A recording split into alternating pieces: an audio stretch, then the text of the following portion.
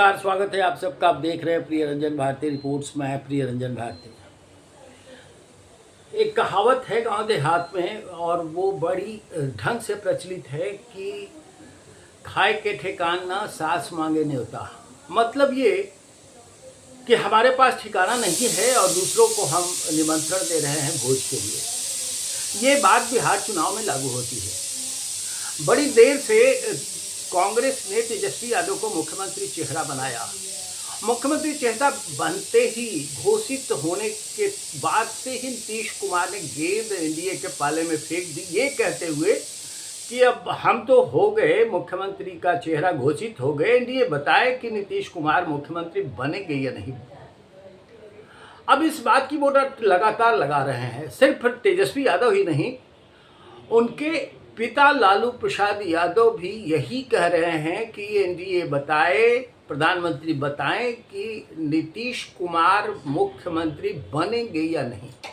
मुद्दा उनके पास बस इतना ही बचा हुआ है। अपनी चिंता करें, अपने मुद्दे की बात करें, जनता को ये बताने की कोशिश करें कि वास्तव में वो उनका क्या नेटवर्क है और किस तरह से वो सरकार बनाने के बाद बिहार की बेहतरी की बात करेंगे, बिहार का कल्याण करेंगे। लेकिन वो अफसोस कर रहे हैं, अपने दिल के गम को साझा कर रहे हैं जनता के बीच में। कहते हैं मेरी उम्र तो बड़ी कच्ची है, लेकिन दर्द इस बात का है कि बिहार विकास के मामले में बहुत पिछड़ा हुआ है।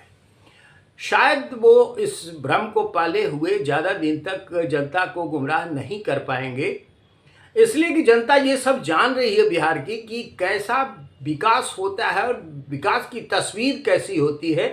अभी कई सालों में बिहार की जो सूरत बदली है, उसके बाद जनता का मूड तो बना हुआ है कि विकास की ऐसी ही तस्वीर उसके आगे के आगे चाहिए। नीतीश कुमार एक बार फिर से मुख्यमंत्री बनने की राह पर निकल पड़े हैं।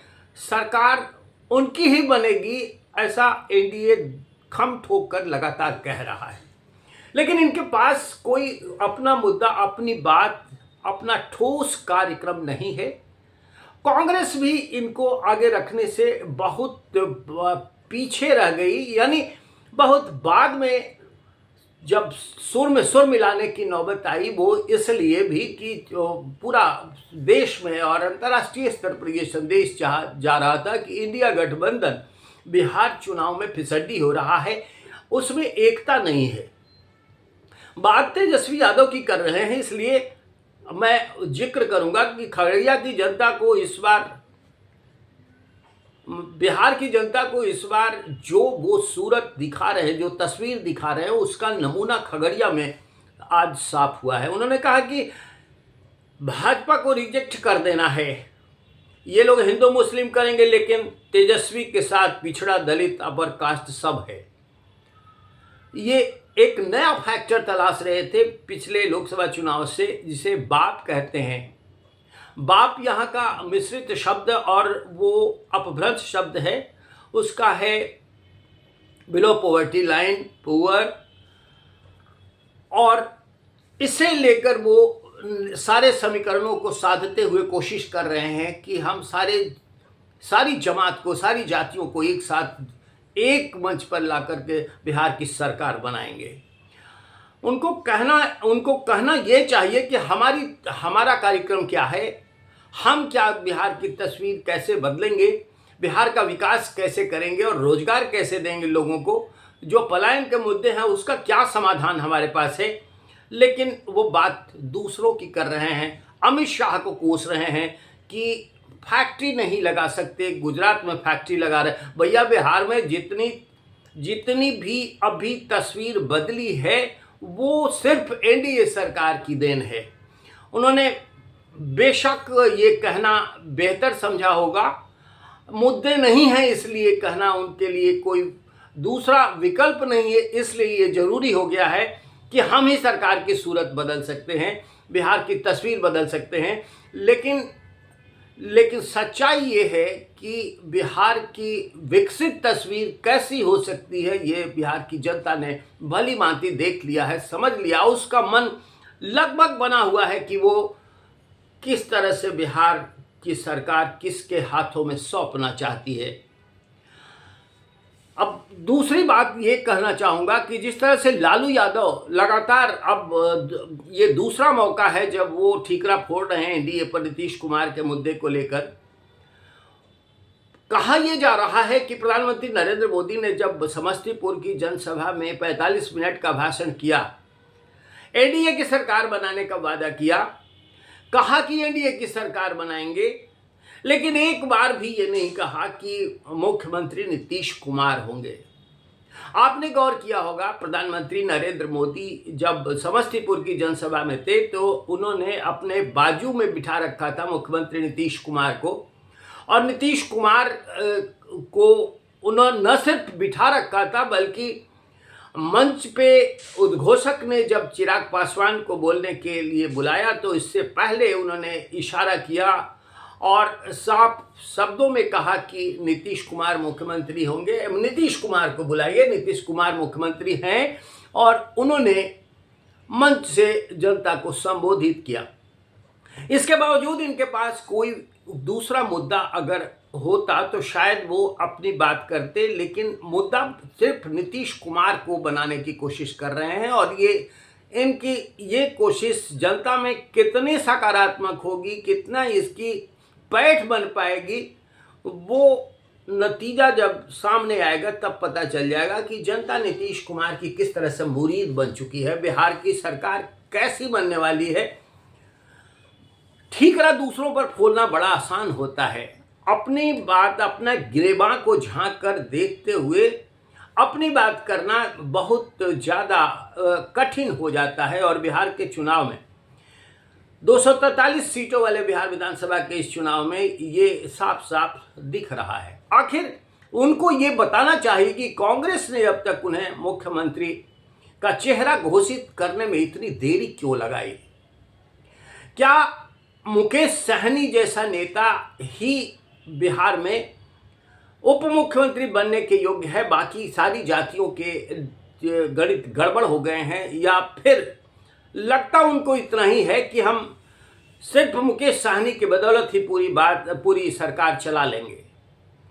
बाकी जातियां हैं, अल्पसंख्यक समाज, इसकी दुहाई लगातार लालू यादव अपने 20 सालों के कार्यकाल में देते रहे हैं। उस अल्पसंख्यक समाज का कोई और मुख्यमंत्री क्यों नहीं हो सकता है?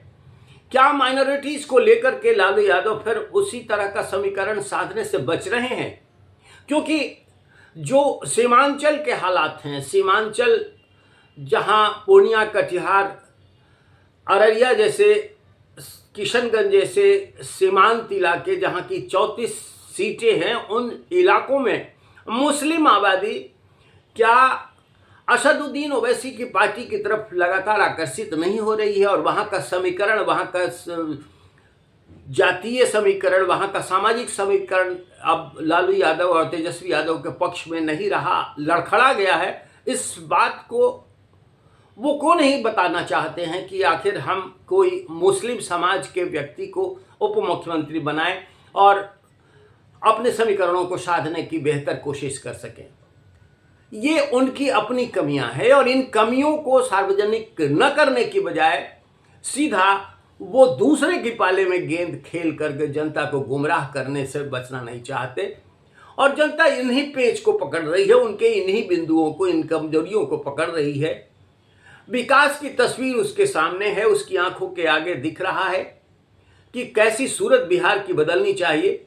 आज भी जो हालात हैं उन सीमांत इलाकों में, पूर्णिया, कटिहार, किशनगंज, सहरसा जैसे इलाकों में, जहां विकास की गति बहुत देर से पहुंचती है और पहुंचती भी है तो रुक रुक करके, वहां की माली हालत लालू यादव के सरकार रहते भर में क्यों नहीं सुधर पाई? आज तो तस्वीर बदली है, आज तो सूरत हालात बदले हैं, लेकिन तेजस्वी यादव जिस तरह से अपने मुद्दे की बात न करके एनडीए पर वार कर रहे हैं और नीतीश कुमार की रट लगा रहे हैं, इससे साफ ये पता चल जाता है कि इनके पास अपना कोई न तो दूर दृष्टिकोण है, न कोई नीति है, न कोई कार्यक्रम है। ये सिर्फ और सिर्फ नीतीश कुमार के मुद्दे पर चुनाव लड़ना चाहते हैं।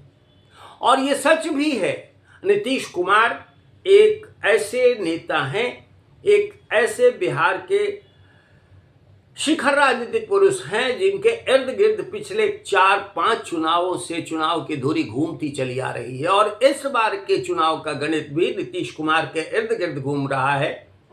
नीतीश कुमार मुख्यमंत्री होंगे ये तय है और एनडीए पहले ही इस बात को सार्वजनिक कर चुका है।